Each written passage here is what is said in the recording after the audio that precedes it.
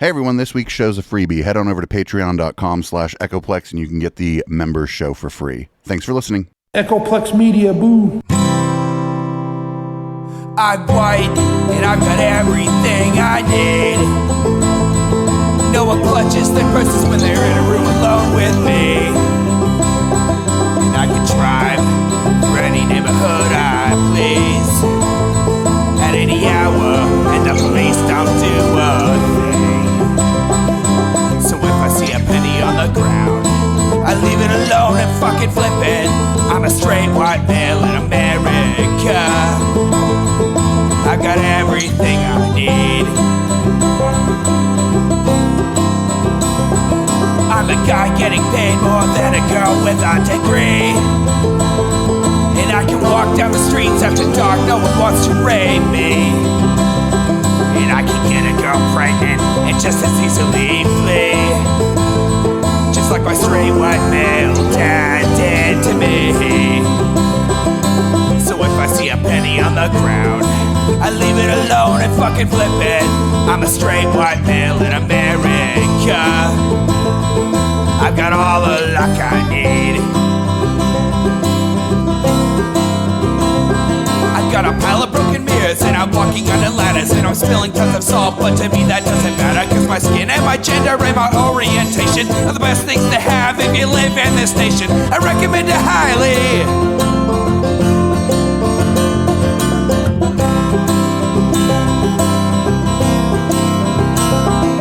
So if I see a penny on the ground, I leave it alone and fucking flip it. I'm a straight white male in America.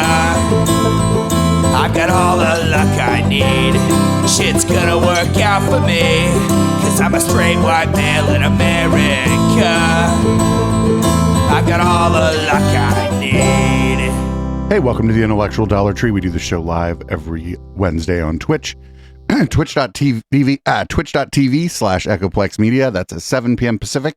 Though, as it gets hotter and hotter and hotter out, the time might get pushed back to play things that sound more like 8 and 9, because summer's a coming and it's already pretty warm this evening.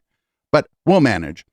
And you can support this project by going to patreon.com/Echoplex or eplex.store. You can join at $5 and $10 levels at both places. Get the same exact perks, except if you join at eplex.store, you get a discount on some of our items in the shop. Or you could just buy some items in the shop and not join for a monthly subscription. That's fine too. Other ways to support the project are at echoplex.com/support. No HK this week. Homo Alono. HK's out on adventures. And there was a piece of content I was waiting until I was here by myself for, because it's a little bit down in the weeds, and me and HK don't do so well together in the weeds. We end up talking past each other. So this is the Colette podcast, and this is Steven Pinker. This is from 12 days ago, and this is why critics of Enlightenment now are wrong. Quillette Podcast. I'm your host, Jonathan Kay, a senior editor at Quillette. Quillette is where free thought lives. We are an independent grassroots platform for heterodox ideas and fearless commentary. If you about measuring skulls podcast, you can do so by going to Quillette.com and becoming a paid subscriber. This subscription will also give you access to all our articles and early access to Quillette social events. Welcome to the Quillette Podcast. Quillette social events must be the worst fucking thing that just ever happened to anybody. Imagine going to like a skull measuring skeptics at the pub. And progress. It would just be the worst. The book was lauded by the New York Times as, quote, lucidly written, timely, rich in data, and eloquent in its championing of a rational humanism that, it turns out, is really quite cool. Now, a year later, Pinker has written an essay for Quillette in which he examines and confronts the many reactions that his book elicited. He also spoke to me by phone from his office at Harvard. Here are excerpts from that interview. Excerpts? Were you prepared for the scope of the response that was generated by Enlightenment Now over the last year? I knew that it would be controversial. I had not anticipated a number of the responses. I didn't think there would be quibbling over who deserves to be counted as part of the Enlightenment, and that there'd be an objection to the very idea of endorsing Enlightenment ideals on the grounds that there are a bunch of different guys during the Enlightenment era who disagreed with each other. Therefore, you can't say anything about what the Enlightenment ideals were because was that one of the criticisms? I feel like he's already straw personing the criticisms. I'll say the same thing. I had taken it for granted that the term Enlightenment ideals or Enlightenment project referred to a set of ideas of reason, science, promoting human welfare, finding a basis for politics and morality and meaning that did not hinge on religion. The fact that if you went back and you looked at what everyone wrote at that time, some people disagreed with others, therefore you can't say anything about the Enlightenment project. It didn't occur to me that that people get hung up on that, which they did. Some did. Wait, I don't think that was like, I don't think anybody made that critique that just because some people like contemporaneously didn't agree necessarily 100% with each other, that you can't talk at all about the Enlightenment. That's really dumb. I don't think anybody said that, or if somebody did say that, he's like choosing that particular criticism to address. Are some figures you discuss, both in your book and also in this article that you've written for Quillette about the response to the book, that do have a genuinely ambiguous relationship with the Enlightenment? And one of them is Rousseau, who you quote one writer as calling him, if I remember correctly, the cuckoo bird in the Enlightenment cabinet. Did you have to wrestle with how you were going to include certain figures in the book? I didn't. I excluded Rousseau, not because I was interested in gerrymandering the definition of Enlightenment, but just because my goal was to defend reason, science, and humanism. Each one. Right, but the Enlightenment, like humanism as we know it today came so long after what we call the Enlightenment. Like this is stupid. The Enlightenment it happened a long time ago. One of them those topics got a big chapter. I used Enlightenment as a rubric for those, together with progress. And yeah, I didn't count Rousseau. And to those who would say, well, aren't you committing the no true Scotsman fallacy, that is saying on the basis of the actual ideas that I'm not going to count him as part of the Enlightenment? Well, yeah, that's kind of what I was doing, because I don't care about the word Enlightenment. I care about reason, science, humanism, and progress. If you don't like the word Enlightenment, then we'll use another word. We'll call it secular humanism. You called your book Enlightenment Now. We'll call it liberalism. We'll call it the open society. I don't really care about the term Enlightenment because, other than that, it conveyed the idea more economically than any of the alternatives.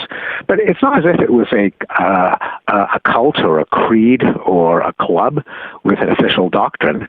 It's a term that has a understood meaning, and that's the sense in which I was using it. There is no technical definition, and I considered it a waste of time, really, to quibble over who really gets to count as part of the Enlightenment.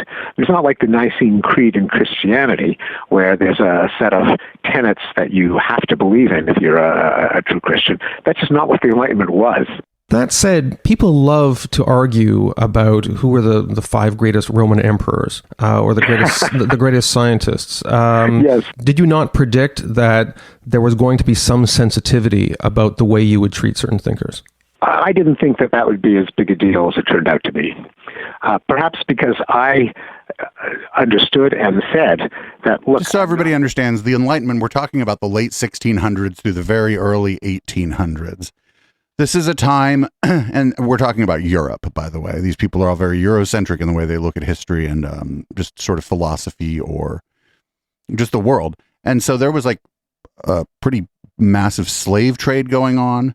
The eugenics movement was just getting started towards the end of the Enlightenment. Well, the eugenics movement as we know it, like there was always ideas of eugenics, but like it was starting to become popular in science during this time. This wasn't like a time of secular humanism. This was just a time where people were questioning religion as like the thing that should dominate like politics and government. That's all it was. He's just piling a bunch of his own bullshit onto it, things that he thinks an enlightened person would believe, and that's fine. but that doesn't mean you're talking about the period of time of the Enlightenment. This isn't a creed. It isn't a club. It isn't a period of time with opening and closing ceremonies. It's a fuzzy concept, as most concepts are, but it has a well-understood meaning that when Barack Obama refers to the ideals of the Enlightenment, he didn't particularly care about, well, are people going to misunderstand him as referring to Rousseau? He had a meaning in mind. He anticipated that his audience would understand it in a particular way. I think they did. And that's the same way in which I used it. I was totally aware that, not every one of the philosophes and Lumiere who wrote in the second half of the 18th century all agreed with each other. They weren't promoting a single doctrine that I was referring to, but there is a clustering. There are common threads across the writings of many of them. Rousseau would be an outlier in this space of ideas and concepts. I'm not embarrassed about the fact that I would exclude Rousseau. I don't think this is a fallacy because it's not the term Enlightenment that I care about in the first place. It's the ideals of reason, science. But again, you named your book Enlightenment now. I don't care about the term. I just used it. Did you just use it as like fucking literary clickbait? Humanism in Progress. In the piece that you wrote for Quillette, which is now on our site, you do engage quite closely with someone who is sort of like an anti-Enlightenment figure in the form of Nietzsche.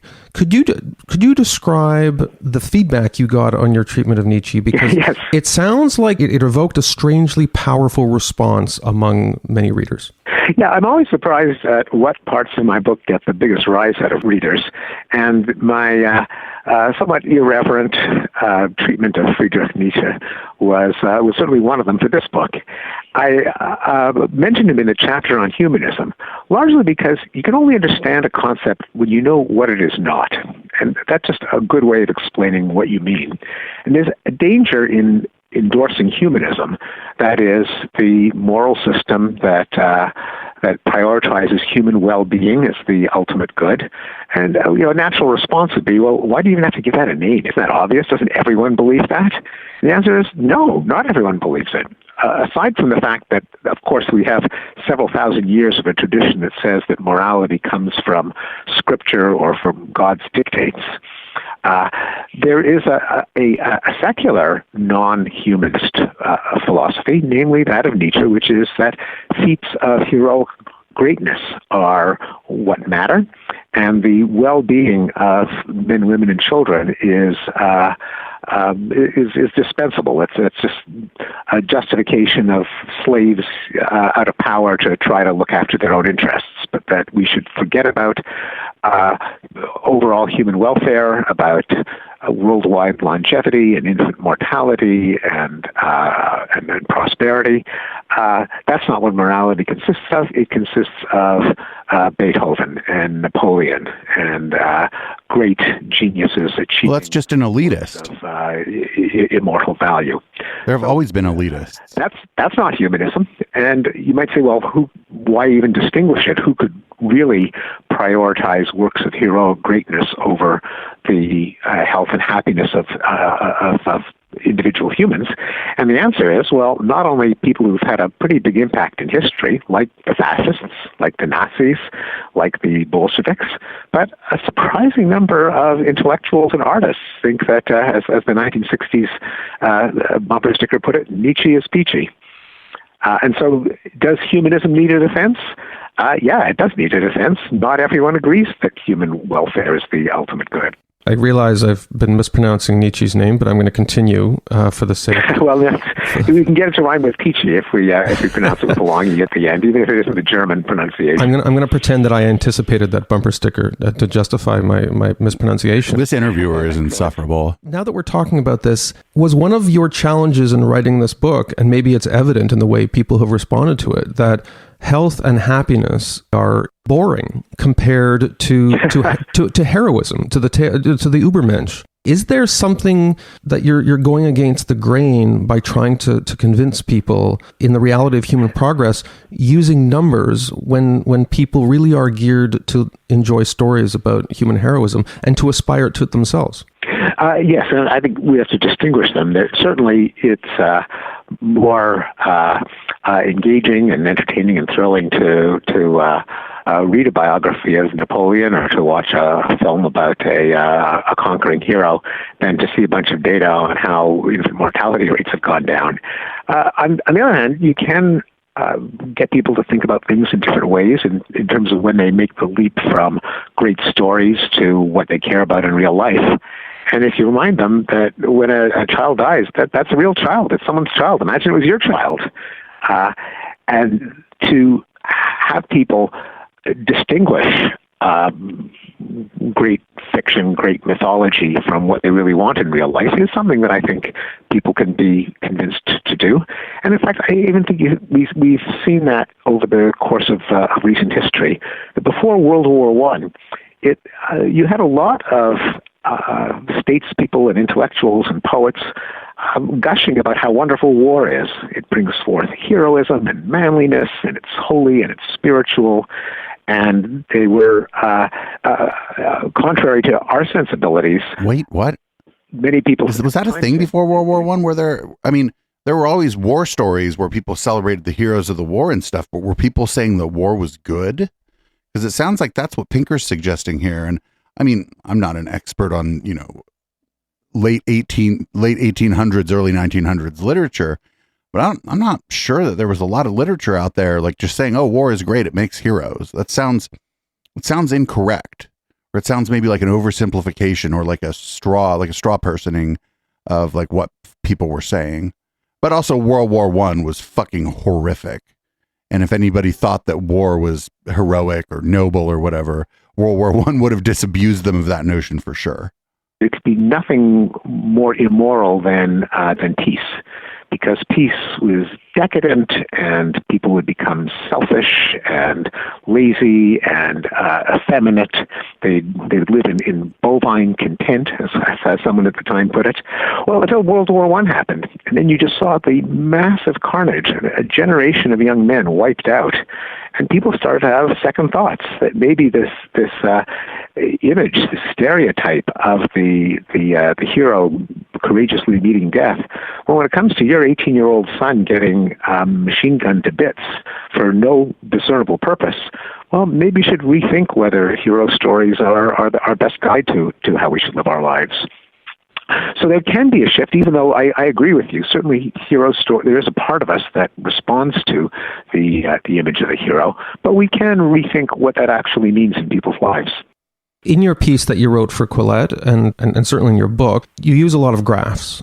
And I think at one point you mentioned there were 75 graphs in your book. Could you comment a little bit on how effective that sort of thing is in communicating the sheer magnitude of the improvements in people's lives?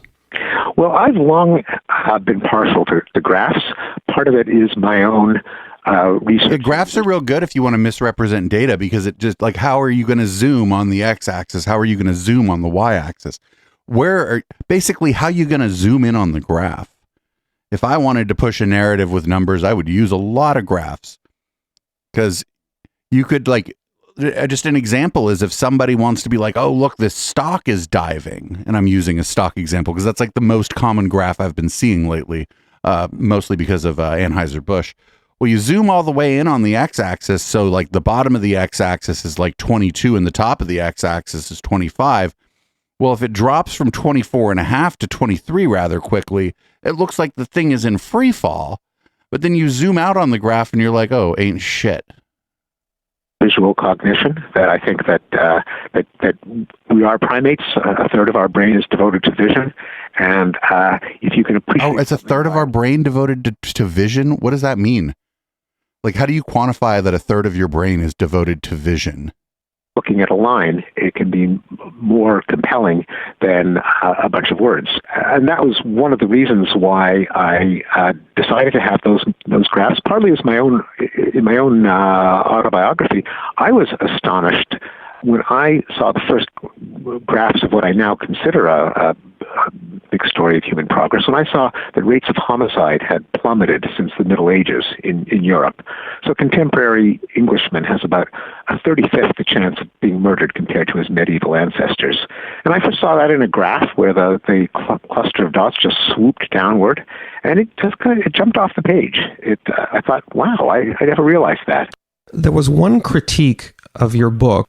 I don't remember the... Do we have accurate murder rate? Do we have accurate numbers on the murder rate from like the Middle Ages or medieval time? Like, how do you determine what the murder rate was? Like that long ago. I feel like that's a difficult thing to do.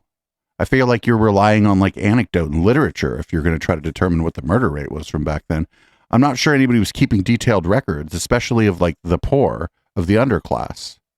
New York Times article, but the gist of it was Steven Pinker is so obsessed with numbers, he forgets the value of a single human life. The critique was basically that you're a sort of bureaucrat of progress who is letting the real pain that individuals suffer from all sorts of things escape you. What can you say to something like that? That surprised me, and there is a common intuition among scientists and effective altruists and data-oriented people that many of our intellectuals and pundits and journalists and commentators are innumerate. Okay, just can't think in numbers. And I didn't want to say that because it seemed so insulting, but kind of our worst suspicions about journalists were kind of confirmed by this review, which raked me for celebrating the billions of people who have escaped extreme poverty and saying, well, yeah, but what about that? What does that mean to the coal miner who lost his job in West Virginia? Now, obviously should care about everyone, including the coal miner who lost. Oh, he also does this thing, and I think it's Enlightenment Now, where this is a famous thing that Fox News would do. They'd be like, oh, well, the people think they're poor, but they have a refrigerator, or people think they're poor, but they have a big screen TV. And he said the rate of like extreme poverty has gone down, but then like the question is how do you determine what extreme poverty is? And I don't remember his number, but the number was like laughably low. Maybe they'll bring it up here, but I remember that like the metric he was using was like you would be homeless in most of the United States if your income was that, where he put the extreme poverty. Like if you even above that, there was a good amount of space where you would be homeless in the United States. In West Virginia. But numbers are, I argue, the morally enlightened way of appreciating the human condition, because they treat all lives as equal. They don't privilege the pretty ones, the most photogenic, or the members of our own tribe. Even if there was a trade-off where there were several tens of thousands of American workers who were displaced, but a billion people don't see their children die, don't starve to death, don't choke on cooking smoke, can afford to send their kids to school, we got to say, if we're adopting policies that a billion people with a huge change in their lives are genuinely more important than if you tens of thousands of people have to find a new job. Now, that isn't callous towards those people, but life involves trade-offs. Policies involve trade-offs. It's like a weird it's like a weird version of the trolley problem that's like detached from reality, where there's no trolley and there's no real people. Somebody in chat here said that the poverty line that he used, and I think that sounds right, was like $1.90 a day. And it's like, yeah, I guess you lifted a bunch of people above extreme poverty, but like, if you live in the United States, Europe, if you live anywhere, actually, I'm not sure that getting up above $1.90 a day means that you're not still in extreme poverty. Man. Could care about a billion people as opposed to 10,000 people, and moreover, people who are living or dying as opposed to people who are having to find new jobs. So numbers matter, and I was surprised to find that someone could get outraged by a view of the world that was based in numbers.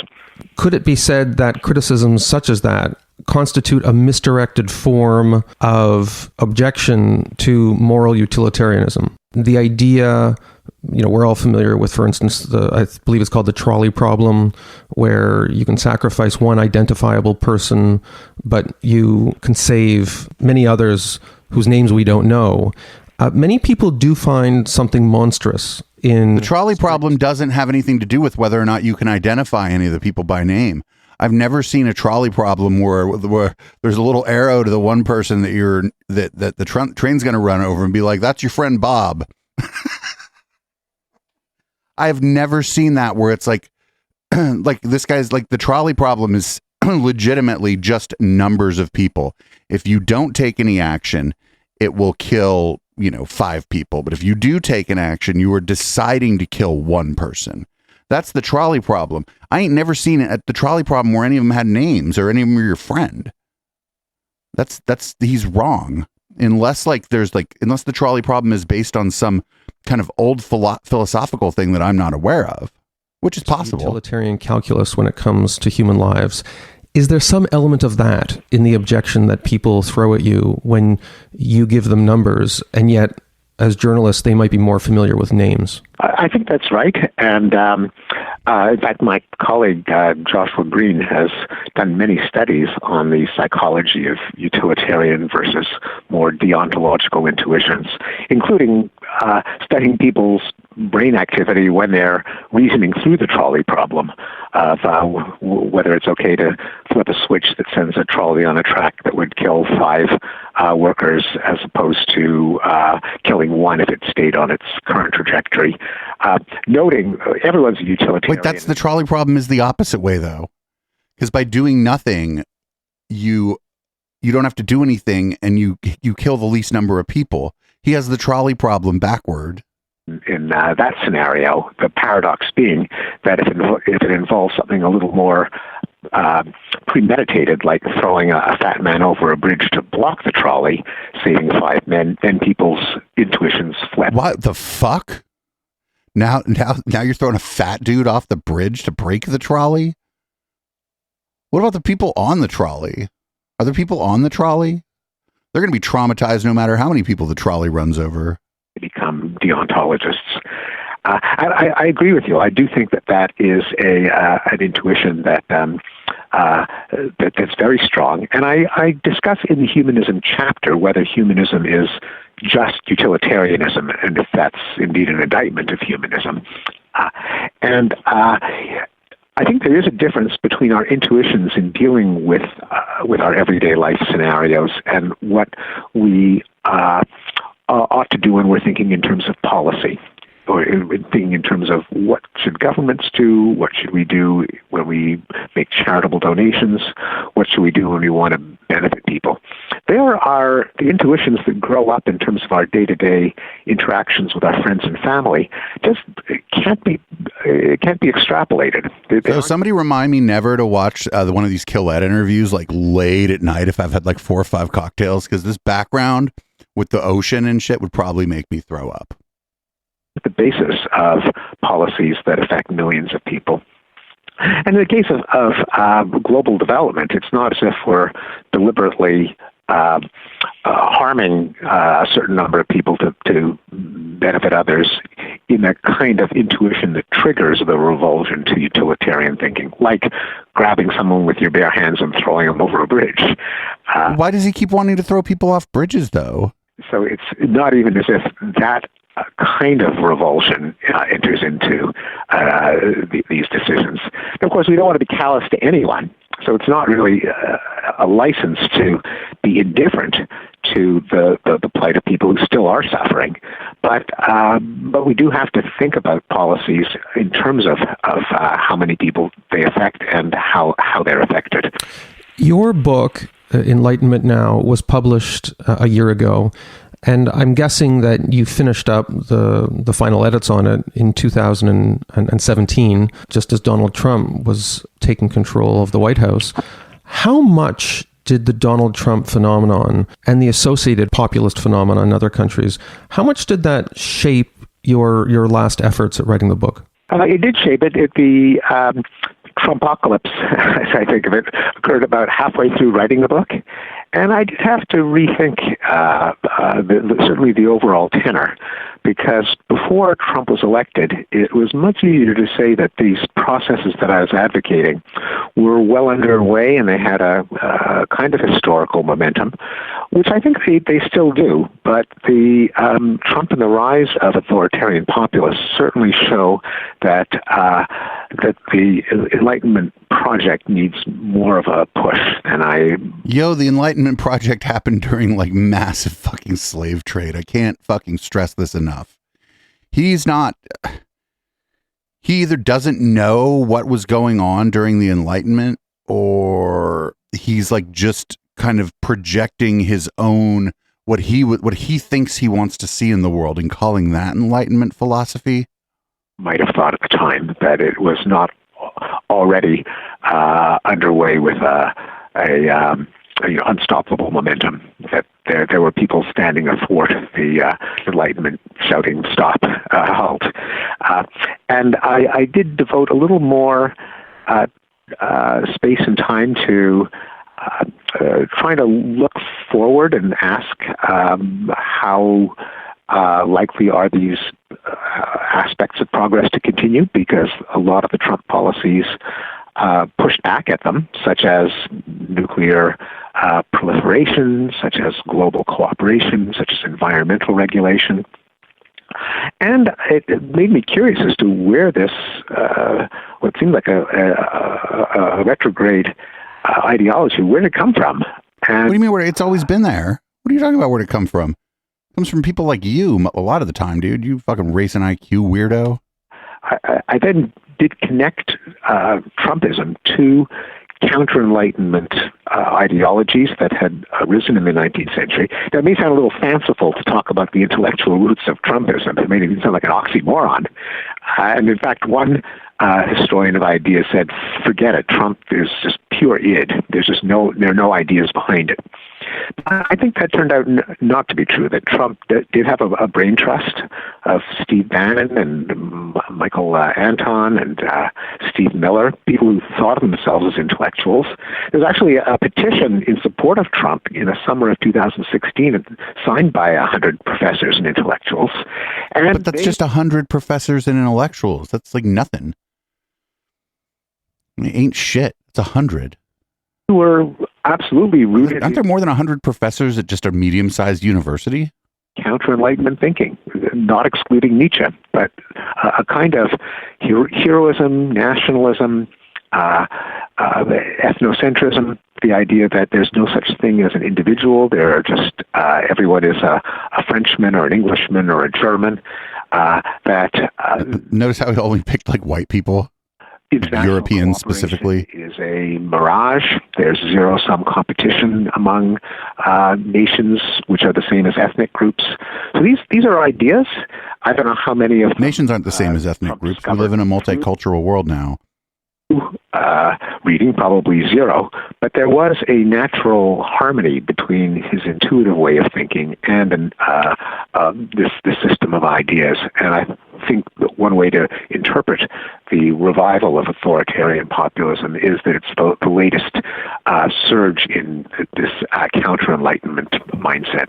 I'm wondering if I could ask you about Francis Fukuyama, whose book on identity came out last year. It came out after your book. I have noted there's a lot of similar themes in the two books, with Fukuyama tracing everything back to this fundamental idea that humans crave recognition, and that recognition sometimes just can't come through the conventional way that post-Enlightenment societies organize themselves. I don't presume that you've necessarily read Fukuyama's book, but I'm wondering how persuasive you find this idea that there's this atavistic hunger for recognition, which can only be satisfied if you step out of the utilitarian, humanistic way of thinking that ultimately advances the success of whole societies. Well, yes, and Fukuyama is certainly relevant because his famous article on the end of history announced, many people thought prematurely, that the motives of political organization endorsed by Enlightenment thinkers, namely liberal democracy, had triumphed, and the end of history. That was dumb. The idea that even just kind of standard, kind of boring liberalism had triumphed because it was basically, I think, because the Iron Curtain had fallen, and that the U.S. was as Gorka called it, the hyperpower. That was dumb. That was fucking dumb. Fukuyama's sense didn't mean that nothing would ever happen again, but rather that there would be no ideological conflict over the humanly best form of government that we had found it. Yeah, that was dumb. Liberal democracy.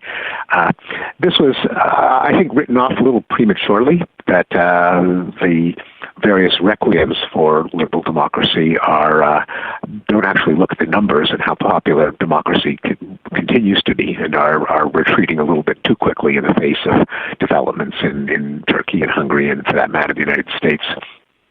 But one can see that Fukuyama himself had to absolutely complicate his narrative based on what's happening.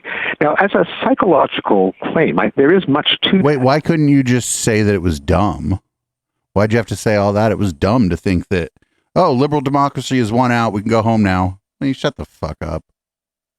And it's really two claims. One of them is that people have to feel that they matter, as my other half, Rebecca Goldstein, has put it in an article in a forthcoming book, that everyone has some system of values by which they feel that they are significant and worthy of respect. The other half of that is that the way in which people matter has to be in terms of the glory of the group that they belong to, their nation, their religion, their ethnic group. There's, and I have not yet read Fukuyama's book. I'm looking forward to. There's reason to believe that there's a fair amount of variability or plasticity in what people attach their identity to. And it needn't only be their nation or ethnic group. It could be their sports team, their city, their state, the brand of camera equipment they use. So then it's meaningless. It becomes meaningless. It could be that I'm a Linux user and that I've attached my identity to that. I mean, I used to attach more of my identity to that. I used to be more strident about a lot of things. But yeah, people are part of all kind of groups, and sometimes they do get pride, but more likely they're going to gain community from the kind of group they're in, and to the extent that these groups have a community around them. I think the need to validate your identity by reference to some group of which you're a proud member is very much part of human nature. But what that group is, and how many of those groups there can be, is a matter of context and framing and peer values. No, there could be infinite number of groups that you're a part of that you gain some confidence, some self-confidence, some self-worth, some self-esteem from. It needn't be that the only way you feel valid is in terms of how many square miles of territory your country occupies. In your book, you focus a lot on variables that go up and down, that can be measured, that can be graphed. What would you say to the critique that there are certain kinds of threats to humanity that are so existential that they can't be captured with mere graphs and charts? Some people would put global warming in that category, that we're either going to stop global warming or we're not, and if we don't, whole cities are going to be flooded. The same might be true of antibiotic-resistant bacteria, nuclear terrorism, that these are not threats that are amenable to modulation on a gradual up and down basis, and that post-Enlightenment tools thus far haven't given us a definitive way of tackling these scenarios, especially in the case of global warming. The graph that we have for global warming looks like a hockey stick, and we've known about it for decades, but we can't seem to do anything about it. Well, there's several issues there. Yeah, I do think that global warming is the most severe threat that we face. We know it's a threat because we're using the tools of the Enlightenment, namely science. Because if you simply walk outside, as the climate deniers say, well, it's pretty cold today, to put on a sweater, so therefore global warming is a hoax. We argue against that using the tools of the Enlightenment, namely that our equations and simulations and data sets and models tell us about a future that we can't experience with our five senses, but that we had better believe because our best intellects give us reason to believe it. It's not that this is the great man of fucking history theory. It's not our best intellects. These, who was doing the work? Fucking people you never heard of. Workaday scientists, people in climate science, crunching the numbers. nobody would ever call them our best intellects. They may very well be some of the smartest people on the planet, but they never get no recognition for it. Some tenured professor is going to take credit for all their fucking work. I hate this. I know it's like nitpicky and it's kind of off topic here, but I fucking hate this stuff where it's like, oh, well, our best minds are saying this. It's like, well, no, it's the people who've done the work. They don't necessarily have to be the most intelligent or whatever to the extent that we can measure that. It's the people who've done the work, shown their work, and presented their work for peer review, critique, and hopefully replication. So you're right that it would be entirely misleading to simply extrapolate from a graph of current temperature or even current well-being that there are nonlinearities, including in climate, that many distributions of events have thick tails, in the sense that now switching from climate change to, say, the threat of nuclear war, that it is certainly true that because wars are distributed in a distribution that has thick tails, namely that there can be events that are improbable but not astronomically improbable, and they can involve such massive damage that simply multiplying the probability by the damage gives you a misleading impression of the threats that we face. Again, that is a reason, indeed, not to take a graph of war deaths as a direct indicator of the underlying danger.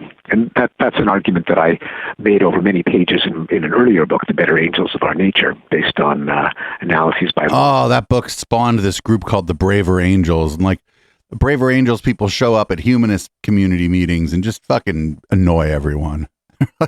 That's just been my experience. Humanist communities, atheists, or skeptics at the pub meetings that I've been to and stuff. You get a couple of those Braver Angels people there, and they're just fucking annoying. And I think the Better Angels of Our Nature is the sort of starting point for that group, the Braver Angels group. Fry Richardson in the 1950s, and indeed, I think we do have to worry about it. It is a warning not to use a simple graph as an indicator of the underlying threat. It's certainly not an indictment of Enlightenment thinking. Quite the contrary. It involves these fairly abstruse tools of mathematical analysis and computer modeling to give us a picture of the future, and to, even more important, to defy our own intuitions about what will head off the threat, to direct us toward the actions that really will minimize it. And that's especially acute in the case of global warming, where our moral intuitions, I think, lead us astray. I myself, I confess, have participated in campaigns that are utterly worthless. Like, I posed for a poster showing me unplugging my chargers as my little effort for global warming, fight climate change as part of the Harvard initiative. I did it to be a good sport, but in a way... Well, that's stupid, though. Like, you leave your phone charger plugged in and your phone's not hooked up to it. Those little wall warts are pretty advanced now, and it's just not sucking any juice out the wall. Everyone can unplug their chargers, and the planet will still dangerously overheat.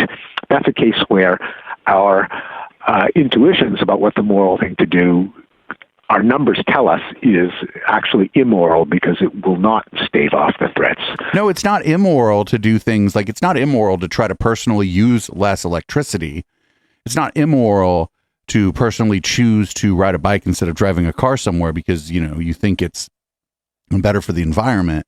It's just not having the impact you think it has, but it's not like immoral.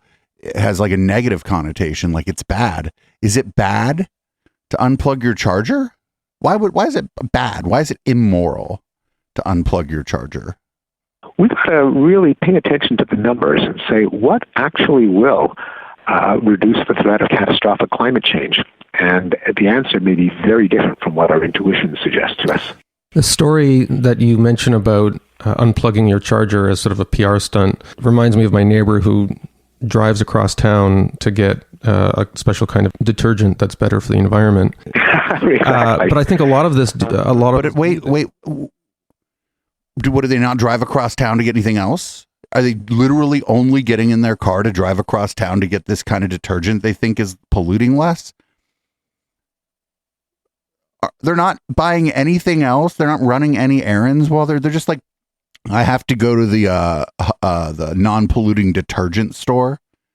Full that shit's on the shelf next to other shit at the store. They're also there to buy lettuce and fucking hot dogs or fucking hamburgers or whatever the shit else it is they're buying there. Get out of here. Nobody drives across town. Like, I mean, if you run out of detergent and you got to go get detergent, I guess maybe you drive across town to get it. But that's really, come on.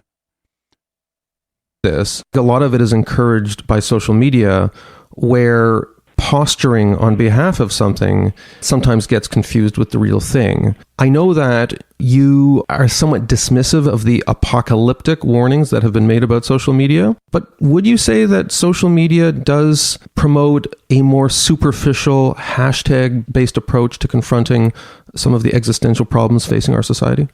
It's a good question. I wouldn't say that it doesn't. Although I think the problem is deeper. It's a problem in our moral sense that our intuitions are driven by the kinds of signals that we tend to use in our social lives to judge people. Who do I want as my ally, a friend? Who do I want in my foxhole? Who do I want to praise? Who do I want to shun? Which is totally incommensurate with a challenge that a problem like global warming faces us. And you might be right that social media makes it worse because... Okay, first of all, I'm not entirely convinced that the Jonathan Kay, the guy conducting the interview, isn't we'll call him a climate change skeptic. I'm not entirely convinced that he isn't, because I know Colette has published articles that are telling people that climate change isn't real, or that it's not as bad as people think it is, or that we can't do anything about it. But also what I'm noticing here is that they're like, oh, well, the solution to it isn't what you'd think. And then they don't tell you like what, in their opinion, the solution is. I mean, my opinion is it's going to take decisive and what some people might call authoritarian action by the governments of the world. There are public acts that can be broadcasted. But the campaign that I volunteered for involved posters plastered around campus. So the dynamic might be worsened by social media, but it's not primarily one of social media. It's really one of an incommensurability between our moral intuitions and the challenge facing us. And it's also very much a question of our moral and political tribalism, that we have certain intuitions based, or certain convictions based on whether we consider ourselves green, whether we consider ourselves libertarian, and some of the answers that are dictated by our membership in a political tribe are probably wrong in terms of what will actually effectively stave off climate change. Example being acts of conspicuous voluntary conservation, such as unplugging chargers. And is that really conspicuous, unplugging shit from the wall? You're at home. Nobody can see you except the other people who live there. What are you putting that shit on what are you videotaping that? Versus, say, endorsing nuclear power. Now, it just so happens that partly by way of historical accident, got associated with a kind of right-wing, non-green way of thinking, and is rejected, I argue, prematurely and irrationally by people who, if they are concerned about climate change, really should plug in the numbers and see what's going to get us to zero emissions most quickly. Well, I'm old enough to remember 3 Mile Island, and my sense was that Western civilization was just getting over fears of nuclear power generation when Fukushima hit. I do try to remind people that it is essentially a zero-emission fuel source. No, that's quite right. And if you're old enough to remember 3 Mile Island, you may have, I don't know if you ever saw the No Nukes concert. One person I spoke to blamed the Doobie Brothers and Bruce Springsteen and Bonnie Raitt for global warming, because they turned, that benefit concert turned an entire generation away from nuclear power, which, given the fact that people want electricity, more and more people are going to want it, more and more people deserve to have it, it's much better for them to get it from nuclear than from coal. No comparison in terms of the damage to human health, let alone the effect on greenhouse gas emissions. Doobie Brothers surely were history's greatest monsters. Before I let you go, I want to talk a little bit about the very last section of your essay that you wrote for Quillette, which I sense was the closest that you came to maybe anger, although I think you're a very positive person as you project yourself in the way you write. But in the last section of the essay, you analyze the opponents of your book in a way that suggests that they are animated by a kind of sentimentality and professional hubris. You cite examples from the past where when scientists tried to bridge gaps with the liberal arts, they were sometimes rebuffed on the theory that there's a certain purity and romance and moral stature associated with literature and philosophy that shouldn't be polluted with a scientific form of thinking. And I got the sense that you felt that the reaction to your book... What science comes from philosophy? Animated by that sort of peevishness. That's not the word you use, it's the word I'm using. But does it make you angry? Well, I try to. I think, like any author, I experience anger welling up when there are reviews and reactions that I think are unfair, and to the extent that I feel that's something that I ought to inhibit and that I try to inhibit. But you might be right in seeing it leaking through. I hope it's more than that. And that I hope it's also just a diagnosis of where some of the heat comes from on both sides. And in my professional life, I've wondered why I sometimes get attacked by the same people for what seem to be completely different positions. So just to be concrete, some people are up in arms over my argument in Better Angels of Our Nature, amplified in Enlightenment Now, that the world has improved, that violence has declined, that war has declined. So that offended some people. Then I wrote a book on writing, the sense of style, and that seemed to infuriate a number of people, some of the same people, when I suggested that not all rules of prescriptive correct grammar ought to be followed. Some of them are folklore and legends and grandmother's tales, and that a lot of the that's not like controversial. It's just arguing for the use of slang. Usage from people just doing their best to express themselves, and that a lot of these expert rules are nonsense. So why would those two very different positions tend to rile up the same people? So I was because the same people. They think you're an idiot. They think you're like all hair and no cattle. It's like all hat and no cattle. Yeah, the same people are generally going to criticize you for the things that you write and the things that you say because they're critics of yours. I hope it wasn't just my own peeve that led me to ask the question, is there some common denominator? Maybe it's that I'm just maybe I'm a charlatan, maybe my scholarship is meretricious, and that's the common denominator.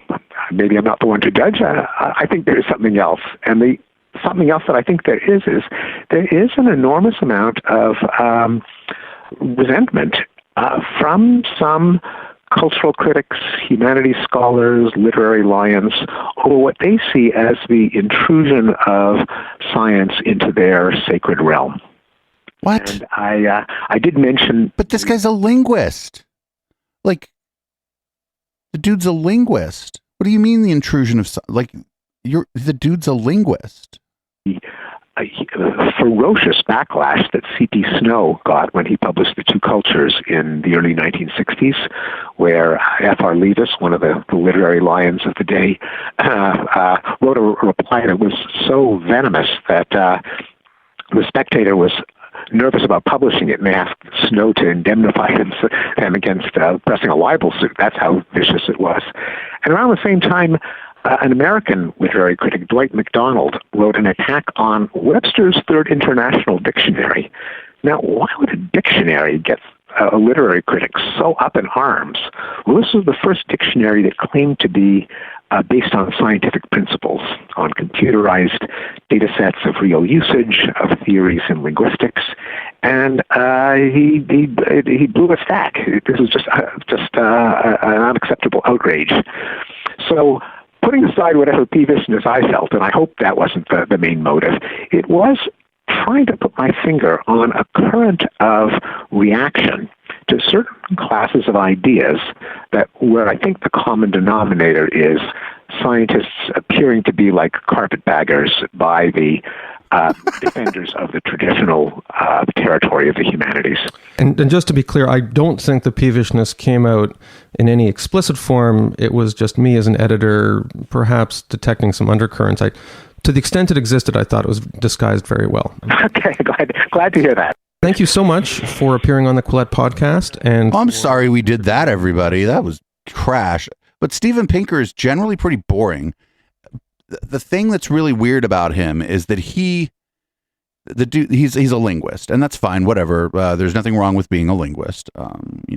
It's a perfectly fine academic endeavor.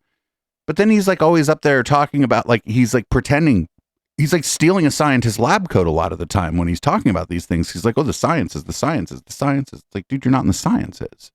It's perfectly fine not to be in the sciences, but you're not the one to go out there and speak for the sciences. Also not for linguists either. I mean, God, the dude's just insufferable. I'm really sorry. The show usually goes long, but luckily enough, that was only 40 minutes long. So we are not going to do any more Steven Pinker this evening. That's it for the pod. The pod was short this week and the content sucked. It was boring. And so what we're going to do is we're going to make the patrons we're going to make the patrons version of tonight's show free for everybody.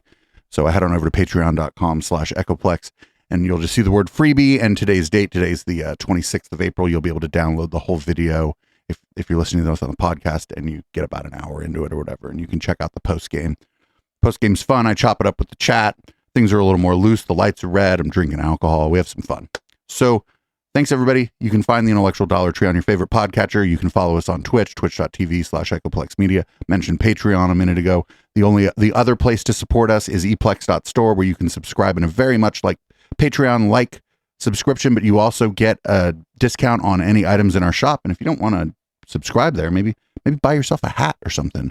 I ordered myself a hat from there just the other day. Anyway, I'm going to change the color of the lighting in here, change the content of my drink. We're going to move on into red light. This, as always, at the end of the show, is Boomers by our good friends at Periscope, and I'll see everybody on the flip side.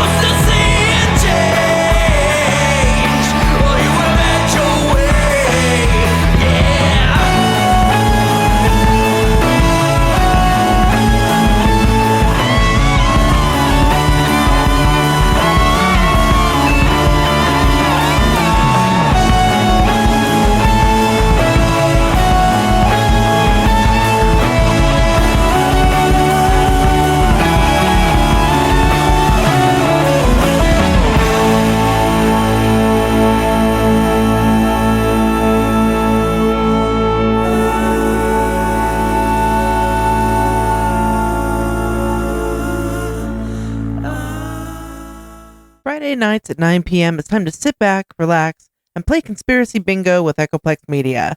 We've curated the best conspiracy theorists the internet has to offer and turned it into a live bingo game you can play for free with absolutely no prizes but bragging rights. You won't find a live stream like this anywhere else, and that's probably better for everyone else's mental health. Tune in every Friday at 9 p.m. Pacific at twitch.tv/EchoplexMedia and find our full schedule at echoplexmedia.com.